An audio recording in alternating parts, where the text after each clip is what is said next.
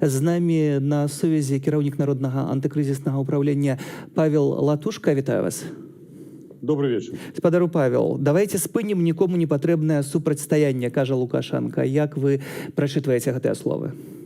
Я думаю, что гэтае слово перадусім ён павінен адрасаваць да самога сябе, бо менавіта гэтае супрацьстаянне было распачата з таго моманту, калі яшчэ напярэдадні выбараў ён пачаў затрымліваць кандыдатаў у прэзідэнты, актыў, які рыхтаваў канкрэтных кандыдатаў да ўдзелу ў выбарах. Пазней тое, што адбылося 9 жніўня. Так што гэта слово ён павінен адрасаваць сабе. Гэта ўсё папулізм, гэта зноў-такі прапагандысцкія захады. Ён спрабуе ў прапагандзе перайграць ту інфармацыйны парадак дня, які створаны ўжо самімі людзьмі. А дэкрэт на выпадак ягонай смерці, які падпісвае ў дзень перамогі, гэта таксама папулізм? Вы ведаеце, людзі ўжо называюць яго дэкрэт аб капітуляцыі. Менавіта 9 мая ён падпісаў. Гэта цяжка каментаваць мне як юрысту. Тады ўзнікае пытанне, па што патрэбна Канстытуцыя, каб фактычна усе законы ў Беларусі, яны пішуцца пад канкрэтную асобу, пад канкрэтнага чалавека Александра Лукашэнку. І менавіта ў нармальнай краіне няма прывязкі менавіта да канкрэтнай асобы, да персанальнага чалавека. І функцыянуюць усе дэмакратычныя інстытуты. І тут ён фактычна стварае новы нарматыўны акт, які абсалютна супярэчыць Канстытуцыі. Каб што? Каб забяспечыць, што будзе адбывацца пасля яго смерці для сваіх прыхільнікаў. Гэта выключная з'ява ў канстытуцыйных падыходах, увогуле ў заканадаўстве розных краін. Я думаю, што таксама трэба прыгадаць яго словы, калісьці ён сказаў у жніўні бадайжа, што я нават з таго свету буду трымацца за ўладу. І ён спрабуе такім чынам паказаць, што ён рэалізуе гэтыя словы, што менавіта з таго свету ён хоча кантраляваць, што будзе адбывацца ў Беларусі. Але краіна гэта не ўласнасць яго. Ён, конечно, можа перадаць па завяшчанню Мінскую вобласць старэйшаму сыну, можа Віцебскую вобласць сярэдняму сыну, малодшаму, я не ведаю, адыдзе Гродзенская вобласць. Але гэта ўсё не без сэнсу. Гэта, конечно, я паўжартам кажу. Хто яго ведае, можа ён да гэтага таксама прыйдзе. Але гэта ўсё не мае ніякай юрыдычнай сілы. Як толькі няма Лукашэнкі на пасадзе, усе яго акты не маюць юрыдычнай сілы. Яны, дарэчы, не маюць сілы ўжо ад 5 лістапада мінулага года. Старшыня Савета Рэспублікі Наталля Качанова уласна таксама напярэдадні казала: ніхто не трымаецца за ўладу. Гэта каму яна распавядае гэта? Можа, яна у люстэрка сама сябе няхай гэта скажуць, бо ўсё, што робіцца сёння ў Беларусі, якраз наадварот сведчанне таго, на як моцна Лукашенко хоча трымацца за ўлады, хаця гэты ўжо менавіта пасінеўшыя рукі не так моцна трымаюць Беларусь. Да, можа, мы не бачым зараз масавых акцый пратэсных, можа, не настолькі сітуацыя ўспрыняцці так звонку крызісная, але ўнутры яна, напэўна, вельмі крызісная, і ўсе гэта разумеюць і ўнутры Беларусі, і па-за межамі нашай краіны. Пры гэтым Качанова кажа, нейкія знешнія сілы, ёсць нейкія сілы. Хто гэтыя сілы, якія падрываюць стабільнасць у галаве Качанавай? Яшчэ напярэдадні 9 мая мы прыводзілі ў прыклад 14 прыкмет фашызму. І менавіта вось у гэтых 14 прыкметах фашызму адзін з іх з'яўляецца это пошук ворага. І вось менавіта пошук ворага гэта тое, што робіць рэжым. Мы фактычна маем фашысцкі рэжым у Беларусі, бо па ўсіх прыкметах ён адпавядае менавіта гэтаму. І гэта ў ментальнасці гэтых людзей закадавана, гэта ў прапагандзе, якую яны стараюцца паказаць.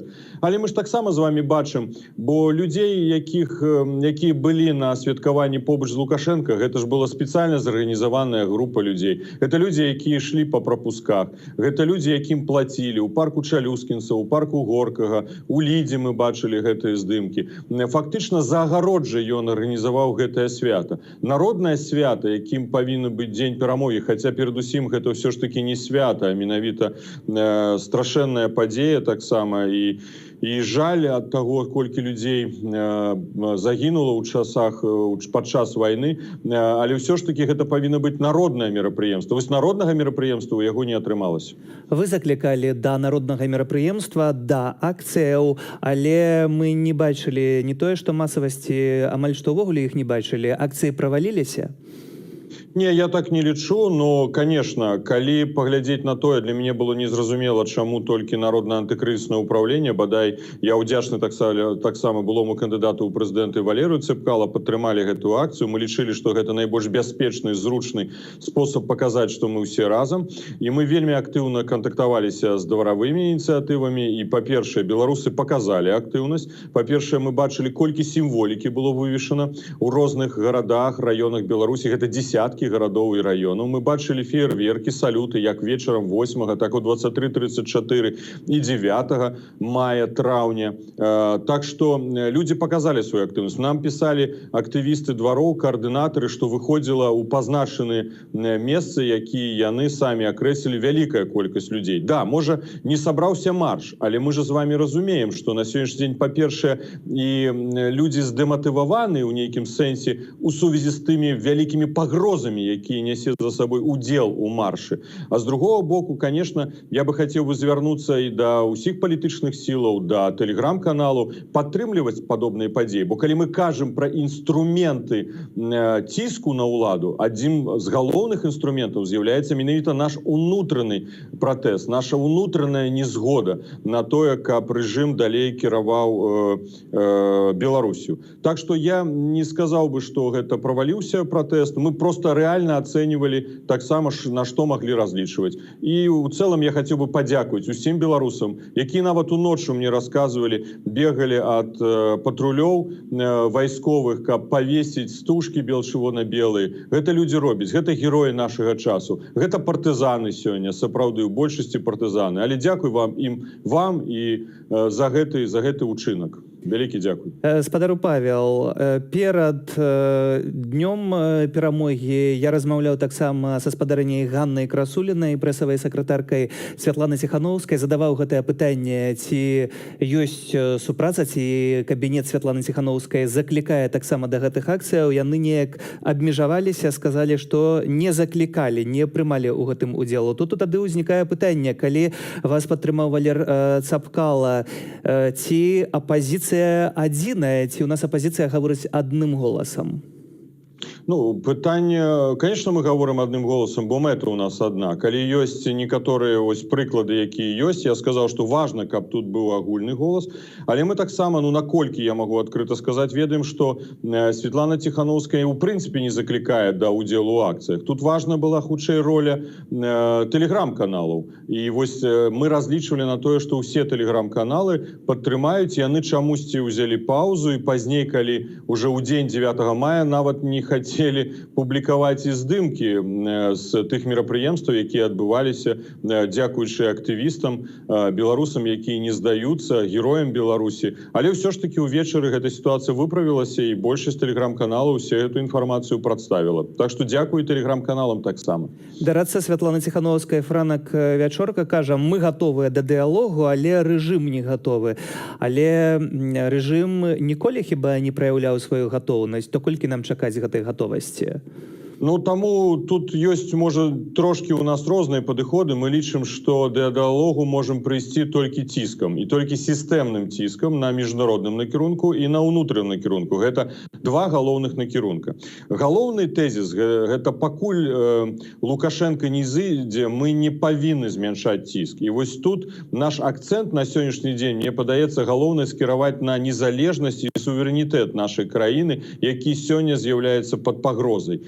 Гэта важны элемент нашай далейшых крокаў. Якія ціскі? Гэта эканамічныя санкцыі, гэта персанальныя санкцыі, гэта ускосныя санкцыі. Перадусім, народнае антыкрызіснае ўпраўленне займаецца ускоснымі эканамічнымі санкцыямі. І мы тут таксама зацікаўлены, бо у нас жа каманда таксама невялікая. Давайте рэальна ацэньваць. Гэта 20 чалавек, якія працуюць увогуле па ўсіх накірунках, і нам важна аб'ядноўвацца ў гэтых ускосных санкцыях. Нам вельмі шмат дапамагае дыаспара. Вялікі дзякуй. Ёсць і іншыя партнёры, але узмацняць гэта, напэўна, трэба. Мы плануем узмацняць ціск на валютным рынку. Мы будзем працаваць з банкамі, якія фінансуюць АМАП, Міністэрства ўнутраных спраў, КДБ. Мы будзем займацца антыпрапагандай. Гэта ўсё сістэмныя крокі. Дзяржчыноўнікі. Мы бачым, колькі зараз звальняецца людзей, і мы будзем з імі працаваць, і у нас шмат кантактаў на гэты конт. Ну, важна таксама, яшчэ раз падкрэсліць, без вуліцы гэты сістэмны ціск не прывядзе да вынікаў. Таму вуліца павінна быць, трэба шукаць новыя формы, трэба новыя яны ясныя, маршы альбо дваравая актыўнасць, партызанская актыўнасць. Зараз гэта больш партызанская, дваравая, але трэба рыхтавацца для больш шырокіх маршаў. Ну і, конечно, гэта пазітыўны парадак, які трэба ствараць. Вось якраз такі паказчык, што ўсе сілы разам дэмакратычныя, гэта і Светлана Тихановская, і Народнае антыкрызіснае ўпраўленне, Координацыйная рада выступілі разам у звароце да Еўрапейскай камісіі для прыняцця усеабдымнага плана эканамічнай дапамогі Беларусі. Так, уласна, я чытаў, што вы таксама падпісаліся разам, і гэта мяне асабіста вельмі усцешыла. Але пытанне санкцыяў застаецца адкрытым і вельмі важным. Ці удасца гэты супраціў лобінгу з боку тых людзей, якія ўтрымліваюць уладу ў Менску, пераадолець, каб гэты пакет усё ж таки быў уведзены? Ці гэта вельмі складана? Ну, я скажу яшчэ, можа, два словы пра пазітыўны парадак дня. Гэта 15-20% адсоткі працы НАУ. Гэта мы кажам пра рэформу МУС. Мы ведаем канцэпцыя рэабілітацыю, якую мы прадставілі, адміністратыўна-тэрытарыяльная рэформа, якую мы прадставім бліжэйшым часам. І гэта міжнародная канферэнцыя высокага палітычнага ўзроўню, каб зноў звярнуць увагу на Беларусь. І гэта якраз у тэме і санкцый, пра якія вы зараз пытаецеся. Я перакананы, што рашэнне будзе прынята, бо, ўсё ж таки спадар Барэль адказаў публічна. Ён сёння сказаў, што 4-й пакет будзе прыняты бліжэйшым часам. У персанальнай санкцыі трапяць перадусім дзяржаўныя чыноўнікі. Блок, гэта сілавы блок. Туды трапяць суддзі, пракуроры. Так мы спадзяемся, бо гэта праект. Да, зразумела, што канчатковае рашэнне будзе за Еўрапейскай камісіяй. Прадстаўнікі выбарчых камісій, якія займаліся фальсіфікацыяй. Гэта тое, што ў праекце утрымліваецца. Што тычыцца эканамічных санкцый, тут гэта пытанне заўсёды канфідэнцыйнае, оно не апублічваецца.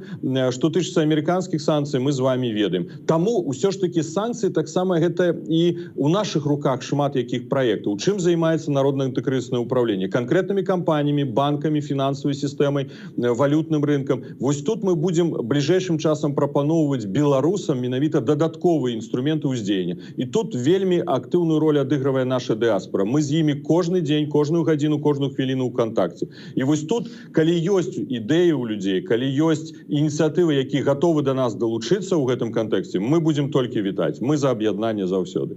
Цудоўныя словы. Ставім кропку у гэтым аб'яднанні. Будзем таксама толькі вітаць. Павел Латушка, кіраўнік Народнага антыкрызіснага ўпраўлення, маім і спадарства гостям.